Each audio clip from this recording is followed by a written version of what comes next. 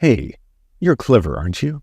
You don't believe the lies that mainstream media tries to brainwash you with. You aren't one of those sheeples sucking at the manufactured consent teat only to become a soy-infused NPC. You have critical thinking skills. You question authority. You never believe the official story or the majority consensus because you're not as easy to fool as the rest of the population. You've escaped the matrix, or at least parts of it thanks to a healthy dose of red pills and slurm juice. Now that you're on the other side, it becomes frustrating, if not downright maddening, to see how the majority of the population just eats and believes whatever slop the corporate media ejaculates into culture on a regular basis. They call you a conspiracy theorist, but that's what they said about countless whistleblowers throughout history. Maybe you get kicked out of the dinner table or Thanksgiving a few times, but that only reaffirms the proof that everyone is already too hard-coded with propaganda to accept reality. So you do the only thing you can. Start a podcast to get the message out there. Your YouTube channel is small at first, but then one day Joe Rogan mentions he saw something interesting that you'd put in one of your videos. Suddenly Glenn Greenwald is sharing one of your links on censorship, and validation is pouring in by the thousands. For only a few dollars a month, you become a verified source of news on Twitter that now goes under the name Self-Suck due to new ownership. Soon, you're one of the biggest accounts on the platform, and unlike publishing companies, news organizations, or even corporate media, you have no one to be accountable to other than your supporters who already have come to worship you as a Dune-esque worm king ready to support your every thought and dick pill. But a prophet is only as good as his prophecy. Speaking for 4 hours a day without a research team leads to a lot of false statements. Mathematically, a majority of what you predict turns out to be inaccurate, exaggerated, falsifiable, or downright defamatory. Lawsuits are starting due to the reach of your platform, and they bring with it unforeseen costs. Government agencies are starting to look into the violence you've been inciting against minorities, as enough people are believing your conspiracies about a radical woke trans syphilis infecting youth and turning them into gay liberals. Bomb threats are getting called into children's hospitals and schools. A few parents have gotten hurt, and one of them died. The families are suing you in civil court, but at this point, it doesn't matter. You stop bothering with HelloFresh and have switched to Raid, Shadow Lizards, and your own collections of proprietary overpriced vitamins that you've convinced your audience will make their brains and cocks swell simultaneously into a generation of awakened hung alpha studs. Alpha men who can crush the soft men who create hard times. You care a lot less about defeating the globalists because you're pretty rich at this point.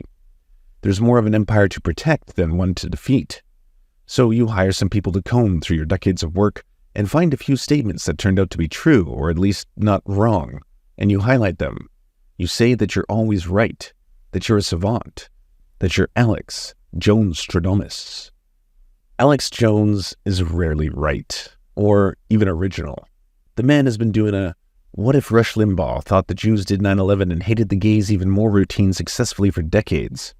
In recent years, despite devastating civil lawsuits of historic amounts and multiple bankruptcy attempts, Jones enjoys a popular position amongst Republican pundits as a Nicolas Cage-style figure, a self-aware meme that people struggle to understand if he's good or bad, right or wrong, and the word on the street is that Alex Jones is always right, despite him being so consistently wrong on a regular basis that there's a highly successful podcast called Knowledge Fight that simply catalogs the hundreds of lies or fabrications featured in Alex Jones videos. Thousands of people still worship him enough to not only threaten the parents who lost their children in a school shooting, but spend millions buying his overpriced lead-poisoned supplements. Despite being an example of early deplatforming, Jones now appears on most mainstream social media apps. Through guest appearances on some of the biggest shows on corporate digital media, he enjoys the status of an almost mythic savant who, while crude and ridiculous and whiskey-laden, is always right. Gay frogs? He was right about that, kinda. Human hybrids? It's not as wacky as it sounds. Globalist elites? Well, sure does seem like someone is controlling the world, and spoiler alert, it's not the Jews, it's billionaires. Just billionaires. Now disgraced, the next Fox News primetime host Tucker Carlson is proving time to be a flat circle by propagating the lie that Alex Jones predicted 9/11.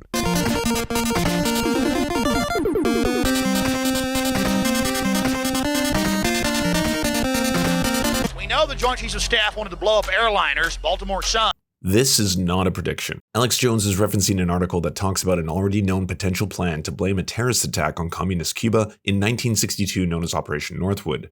The same article goes on to say that Kennedy ultimately rejected it because he did not want direct conflict with Cuba.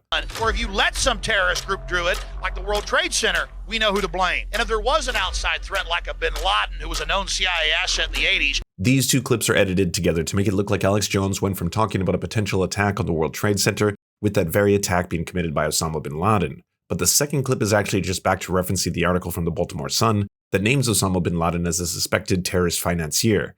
Bin Laden founded al-Qaeda in 1988 and was already a well-known radicalized anti-American figure by this point. Factually, there had been examples prior to 9/11 of failed attempts to crash planes into buildings, including the lawn at the White House. In 2000, the FAA's annual report on criminal acts against aviation said that, quote, although Osama bin Laden is not known to have attacked civil aviation, he has both the motivation and the wherewithal to do so, specifically naming him as a significant threat to civil aviation. This report became heavily referenced after 9/11 as proof of some sort of connection between the government and the attacks. However, not taking warnings seriously enough is not the same as co-planning the attack. Jones did was simply mention that there's already historically understood use of false flag attacks by empires like the United States as a precursor for engaging in war. Alex Jones didn't uncover this. In fact, he barely factually repeated it. It's a common trope amongst conspiracy peddlers to take an actual or factual event, which is widely understood, and use it as the groundwork to create new modern examples in real time. There's no evidence that the US government was directly behind the September 11th attacks, including by independent investigations. And while lying to you about a fact, it ignores the actual story, which is actually far more fascinating. You'd think conspiracy theorists would want to talk about how Osama bin Laden was a privileged son of Mohammed bin Laden, a construction magnate with close connections to the Saudi royal family. How Saudi Arabia, seen as a strategic partner of the United States for energy and geopolitical strategy in the Middle East, began to have US military influence in the country. How bin Laden's split from the Saudi royal family intensified as US military presence and influence took increasing shape within Saudi Arabia, eventually leading to him becoming radicalized and forming the group Al-Qaeda. How US intelligence ignored warnings of a potential 9/11 style attack and failed to put in safeguards to prevent something like it occurring. How the destruction was used to authorize a new American ideological war on terror and justify its imperialism abroad. How the Bush administration lied repeatedly afterwards to justify the illegal invasion of Iraq and attempt to connect the two completely different groups together as if they were the same enemy.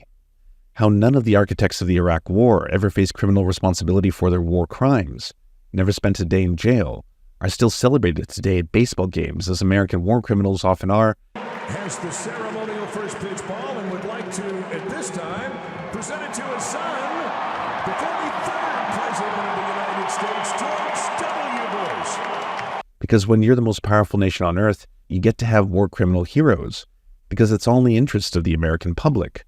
Like, isn't that interesting? Isn't that complex? Doesn't it sound like something you'd think Alex Jones would want to talk about? And the answer is no, because it doesn't let him craft a worldview in which he's the sole source of discovery. You can't both be a historian and a mystical prophet at the same time. Conspiracy theories are useful for those who believe them to give them a greater sense of control. It's a frightening reality to live in a world where the imperial objectives of the United States are not benevolent and can result in resistance.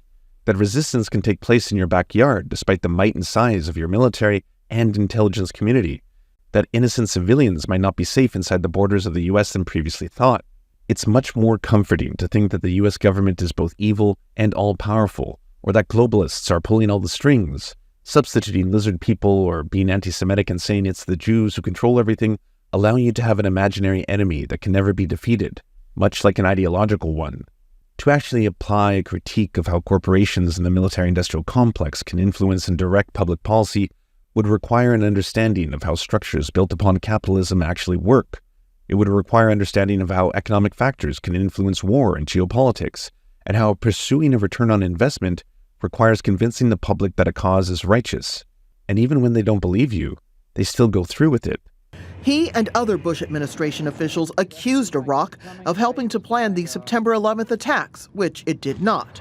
Before the second invasion of Iraq, some of the largest anti-war demonstrations in human history took place.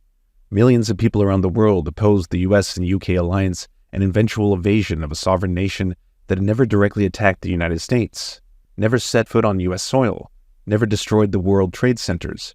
If the reality was that anyone or anything that could be labeled as a terrorist would be an eventual target by the US, It really leaves you feeling helpless when, despite the majority of the population not supporting an expensive and costly war, it happens anyway. No one wants to feel helpless, which is why conspiracies can flourish so readily in the face of our horrifying reality. And it doesn't just come from the right, it can come from the left as well. Many people ignore that Alex Jones is actually a white supremacist. You forget that he's racist or homophobic or transphobic, because none of that matters when he's saying they're putting chemicals in the water to make all the frogs gay. So communist China, along with the Southern Poverty Law Center and the ADL and all these groups, see America's weakness, and they're literally coming in saying white people are inherently bad because of the color of their skin. They inherently have cheated people. They've hurt people. White people invented racism. None of that's true. It's really just tribalism. And then they organize all these other groups into race-based groups to then unify them under the Democratic Party to attack who is left that tends to be more conservative, and that is some white people in this country. Though they're panicking because more and more blacks are voting Republican, more and more Hispanics are voting Republican. They're starting to figure this out. So now they're in panic mode to bring in totally disenfranchised third world populations who are refugees from the multi-year lockdowns in Africa, Latin America, and Asia and the Middle East. They then bring them to UN camps, brainwash them, then bring them to our border, brainwash them more, then send them into the United States, and then literally hold them for years at facilities while they're indoctrinated to be this new political underclass that's then going to be turned loose on America. And that's why you see Democrats giving illegal aliens the right to vote in their cities, giving them driver's license. That's why you see them passing laws. They can be police officers. So they are importing a new enforcement class against the American people, and they're setting it up along racial lines, not us. They're making it racial, just like Hitler made what he did racial. So it's the left and the think tanks and the communist Chinese that look at the U.S. and have seen our weakness as race, and they are exacerbating it. So I don't understand. So you're from Texas. You grew up in Texas. Just like Jimmy Dore is just a stone comedian broadcasting from his garage. Or Joe Rogan is just a dude bro letting his balls dry in tap-out gear while he smokes a fatty with the world's smartest and richest man. The truth is, everyone likes to be liked. Everyone likes to be right. Everyone enjoys being a respected, reputable source of information amongst their peers. Many people don't have this, and many more don't have a voice or platform through which they can feel this way on a mass scale. But human beings are highly fallible. Editors and legal teams act as checks and balances when journalists are attempting to break stories, but modern digital media allows anyone with a phone and an internet connection to become a breaking source of news. Worse still, when someone builds an empire out of lies, people are willing to prop them up as a prophet simply because they also spread maybe anti-LGBTQ plus conspiracies they agree with. So hey, say it with me loud and proud. Alex Jones is almost always wrong. It may not be as catchy, but at least it's factual.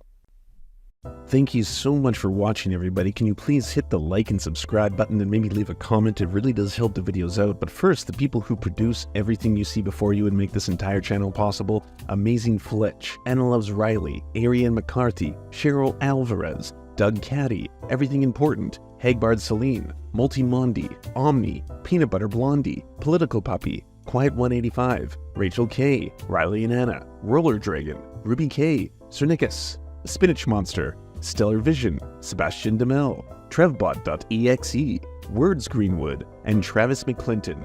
And also thank you to every other person who helps fund this show. Their names are on the screen right now. It would not be possible without every single one of them.